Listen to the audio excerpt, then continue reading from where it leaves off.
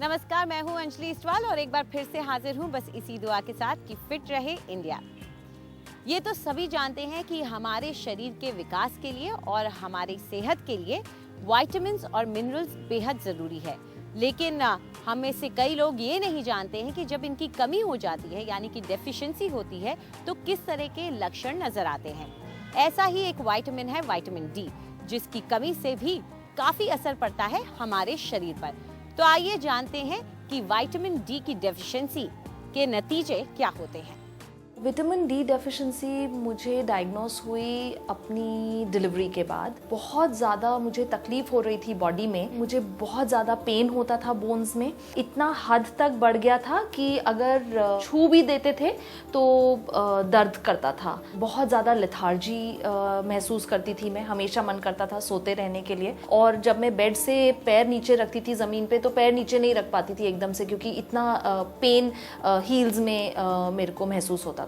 Treatment में doctor ने मुझे एक सैशेज दिए, विटामिन डी सैशेज जो हैं, और उसके बाद उन्होंने मुझे कहा कि मुझे सनलाइट में बैठना चाहिए at least 45 minutes. Vitamin D basically एक हार्मोन है, even though it's a vitamin, और वो अपने शरीर का कैल्शियम मेटाबॉलिज्म को रेगुलेट करता है। विटामिन डी प्रॉपर क्वांटिटी में आपके शरीर में हो तो जो आप खाना खाते हैं, जैसे दूध पीते हैं या कोई भी फल खाते हैं, उसके अंदर से जो कैल्शियम आपके स्टमक के अंदर पहुंचता है उसको खींचता है और आपके उस कैल्शियम को हड्डी में जाकर डिपॉजिट करता है। अगर कमज़ोरी हो, विटामिन डी की कमी हो, विटामिन डी डेफिशिएंसी हो, तो ये जो दूध ज़्यादा पीने पे भी या कैल्शियम रिच डाइट खाने पे भी अब्जॉर्ब होता नहीं है। So you and up with a double problem, one calcium deficiency because of not enough absorption, और vitamin D deficiency तो है ही पहले से, and you end up with osteomalacia and eventually osteoporosis. Vitamin D by itself अगर deficient हो तो बहुत मुश्किल है diagnose करना। उसके symptoms बहुत generalized होते हैं। It is more about थोड़ी थकावट महसूस होनी शाम के टाइम, या जितना काम आप पहले कर सकते थे उससे कम काम कर पा रहे हैं, जितना आप आराम से चल सकते थे उतना चलने पे आप थक जाती हैं या थक जाते हैं, या आपके काफ में या आपके थाइज में पेन होना शुरू हो जाता है, और it's usually mixed with calcium deficiency. It's very common क्योंकि हम अपना ध्यान नहीं रख रहे। हम ऐसे देश में हैं जहाँ पर एटलीस्ट 9 मंथ्स आउट ऑफ 12 हमें सनलाइट मिलती है। हम या तो गर्मी में उसको टोटली अवॉइड करते हैं behind close doors, in air condition vehicles, in air condition houses, और ठंड में जब ज़्यादा ठंड होती है तो हम अपने शरीर को पूरा ढकते हैं वुलेंस के साथ। सो वो सनलाइट जो आइडियली आपके स्किन पे पड़ के जो आपके स्किन के नीचे विटामिन डी है उसको एक्टिवेट कर सकती है, वो आप ले नहीं पाते। 90-95% of urban population is suffering from vitamin D simply because वो सनलाइट अवॉइड करती है। विटामिन डी डेफिशिएंसी आजकल एवरी चाइल्ड, हर एक इंसान को है। इसका कारण ये है कि सनलाइट पहले तो होती है, लोग बाहर कम रहते हैं, और अगर बाहर रहते भी हैं तो सनलाइट आप तक पहुंच ही नहीं पाती क्योंकि पॉल्यूशन लेवल इतना हाई हो गया है।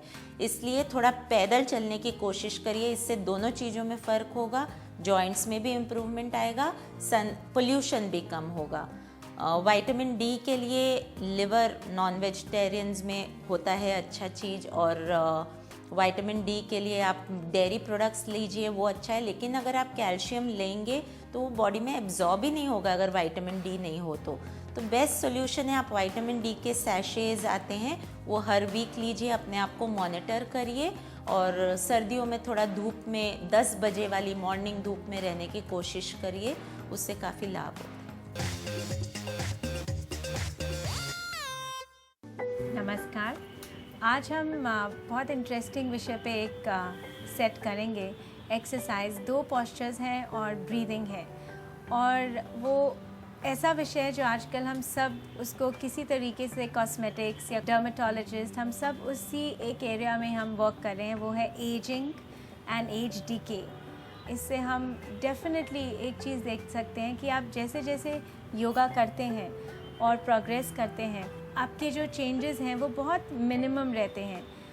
मे बी आपके बालों का कलर चेंज होता जाएगा, पर आपका फेस, आपकी स्किन, आपकी बॉडी हेल्दी रहती है। और उसके लिए ये 2 एक्सरसाइजेज हैं। एक तरीके की मेडिटेशन है, अगर आप इसको डेली 3 से 6 मिनट करें तो आप ज़रूर शेयर करिए आपको इससे क्या इफ़ेक्ट होता है। तो सबसे पहले आप या तो वज्रासन में बैठिए या किसी भी कंफर्टेबल पोस्चर में। यहाँ पे आपने सबसे पहले क्या करना है कि अपने बाजू सीधी रखनी है और बाहर की तरफ लेके जानी है और आपने सिर्फ ये पोस्चर होल्ड करना है, कुछ नहीं करना, सिर्फ सांस लेना है, लंबा सांस। इसको आप कम से कम कोशिश करें 3 मिनट बिल्ड कर सके तो बहुत अच्छा है। Just long deep breathing. ये पोस्चर करने के बाद आप अपने आर्म्स धीरे धीरे ऊपर लेके आएंगे और इनको यहाँ पे जो अपने हैंड्स हैं उनको एकदम टाइट कर लीजिए। हैंड्स को और बाजू को एकदम टाइट रखना है और ये 60 डिग्री का एंगल है। कोशिश करिए कि आप जितना लंबा इसको होल्ड कर सके, अप टू 3 मिनट्स कर सके तो बहुत अच्छा है। टाइटली होल्ड करेंगे, अपनी बॉडी को और टाइट करते जाएंगे, स्क्वीज़ करते जाएंगे और साथ साथ हम सांस लेते जाएंगे।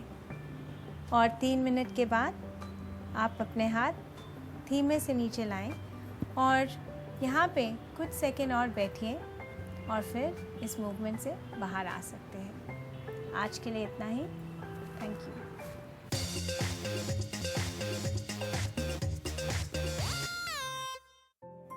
नमस्कार। आज हम बात करेंगे डल पैची स्किन के बारे में, यानी कि वो स्किन टाइप जो थका हुआ, डल और बेजान लगता है। उसमें इंस्टेंट चमक लाने के लिए एक ऐसा पैक बताने जाऊंगी जो आपको अपने घर में बहुत ही आसानी से इंग्रेडिएंट्स भी मिल जाएंगे और बनाना भी बहुत ही आसान है। इसके लिए आपको चाहिए सिर्फ 4 इंग्रेडिएंट्स: जौ का आटा, ऑरेंज पील पाउडर यानी कि सूखे संतरे के छिलके का पाउडर जो आप मिक्सी में पीस सकते हैं, और बादाम का पाउडर और ठंडा दूध। सबसे पहले हम इसमें डालेंगे 2 चम्मच बादाम का पाउडर। ये याद रहे कि जब भी आप बादाम खरीदें तो गुलबंदी बादाम खरीदें, ना कि कैलिफोर्नियन आलमंड्स। और वो इसलिए क्योंकि गुलबंदी आलमंड में सबसे ज़्यादा विटामिन ई कंटेंट होता है। इसमें आप डालेंगे 1 चम्मच या 1.5 चम्मच ऑरेंज पील पाउडर, 1 चम्मच जौ का आटा। इसमें हम मिलाएंगे थोड़ा सा दूध और ये सारे इंग्रेडिएंट्स को अच्छी तरह मिक्स कर लें। जब भी आप नेचुरल पैक्स बनाएं, हमेशा ये ध्यान में रखें कि ज़रूरी नहीं है कि कोई भी नेचुरल पैक कम्प्लीटली सेफ़ हो। आप इसकी किसी भी चीज़ से एलर्जिक हो सकते हैं। तो सबसे पहले आप एक अपने रिस्ट के ऊपर या अपने हाथ पे एक पैच टेस्ट कर लें।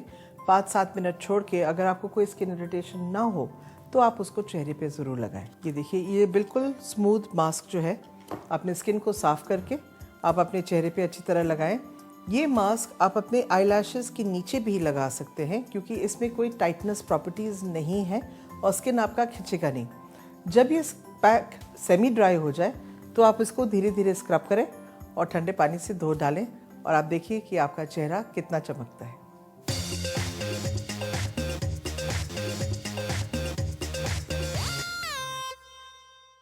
हम में से ऐसे बहुत से लोग हैं जिन्हें बैकएक की शिकायत रहती है, मगर ऐसा है कि अपने लाइफस्टाइल में थोड़े से बदलाव लाकर हम इस प्रॉब्लम से बाहर आ सकते हैं। आज मैं आपके लिए कुछ बैक स्ट्रेंथनिंग एक्सरसाइजेज लेकर आई हूँ जो वेट बेयरिंग हैं। अगर आपके घर में वेट्स नहीं हैं तो आप पानी की बॉटल्स या कोई कैन्स या कुछ भी ऐसा उठा सकते हैं जिससे हम रेजिस्टेंस लेवल को बढ़ा सकते हैं। So let's start today's exercises. पहली एक्सरसाइज में हम एक लेग को पीछे लेके जाएंगे जितनी स्ट्रेट कर सकते हैं और दूसरे लेग पे हल्का सा स्क्वाट करेंगे। आपकी आर्म्स आगे इस तरह से आएंगी और हम फ्लाई करेंगे। इन्हें बर्ड फ्लाइज कहते हैं। अपने शोल्डर्स को पीछे की तरफ प्रेस कीजिए और सोचिए कि आप एक बर्ड की तरफ फ्लाई कर रहे हैं। बैक लेग को जितना स्ट्रेट रख सकते हैं उतना स्ट्रेट रखिए। अपने एब्स को ब्रेस्ड रखिए और जितना स्टेबल होके कर सकते हैं इसको कीजिए।